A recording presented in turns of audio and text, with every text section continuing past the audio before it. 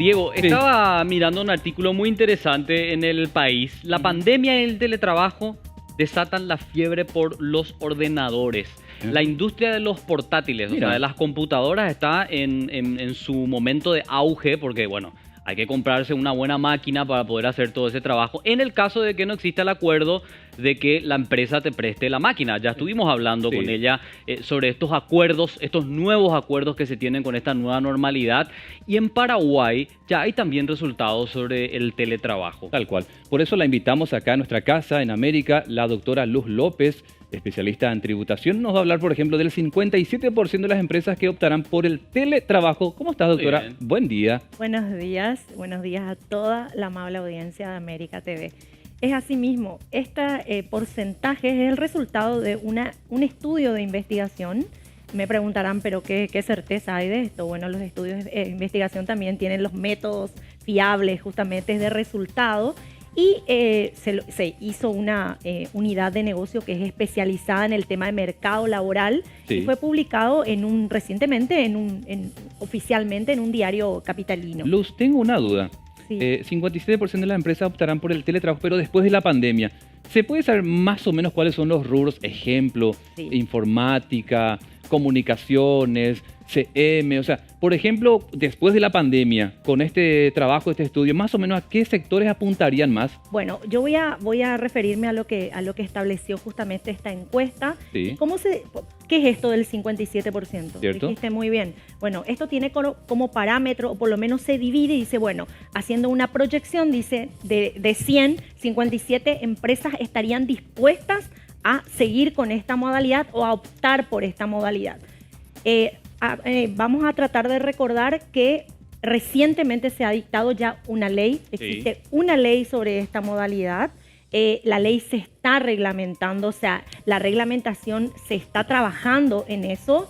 Y bueno, este estudio arrojó este 57%, de los cuales, fíjense ustedes, y me llamó la atención, que se divide en 39% quieren adoptar, o arroja el estudio que lo harán las empresas bajo un beneficio de trabajo, es decir, dando la posibilidad a que de todas maneras pueda tratarse o desarrollarse el trabajo de manera presencial, pero lo que lo podrían hacer como un beneficio para el trabajador de hacerlo bajo una modalidad de home office. Y en un porcentaje menor, solamente el 18% de las encuestas arrojó que sería bajo una modalidad, pero no como un beneficio laboral.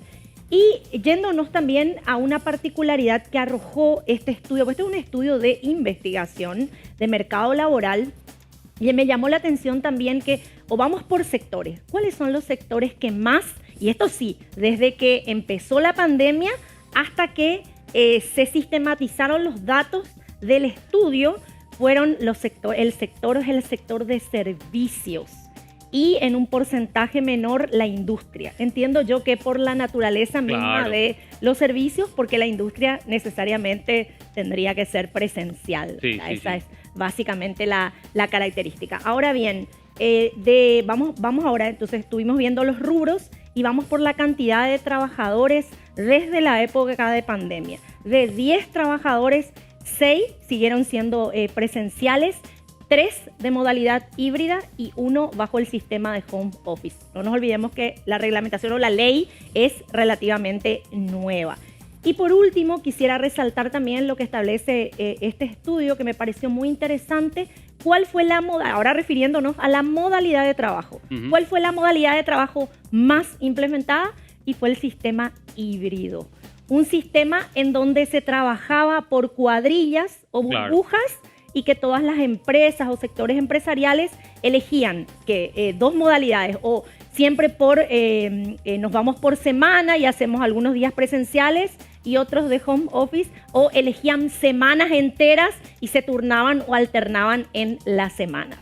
No nos olvidemos, vuelvo a decir, esta ley se encuentra plenamente vigente, se está trabajando en la reglamentación respectiva Y bueno, bienvenido sea que muchas empresas están proyectando que esto pueda implementarse y como un beneficio adicional al trabajador. ¿Cómo? A ver, para entender nomás, Luz, lo que estabas diciendo, beneficio adicional, ¿qué significa eso? O sea, que el trabajador tiene la posibilidad de adaptar, o sea, de acogerse a la modalidad, que no es una imposición de la empresa. ¿A qué te referís cuando hay beneficio? Que el empleador puede seguir haciendo por la naturaleza del trabajo de manera presencial, pero le da esa posibilidad de que siga realizando las tareas laborales. Hablamos siempre de una relación de dependencia en su casa o bajo la alternativa de home office, es decir, utilizando, realizando el servicio de manera remota. Ese es el beneficio. Me encanta. Ahora sí, ahora entiendo perfectamente. Lo que quería preguntarte también es, ya hablamos de esto la otra vez, pero simplemente para recordar,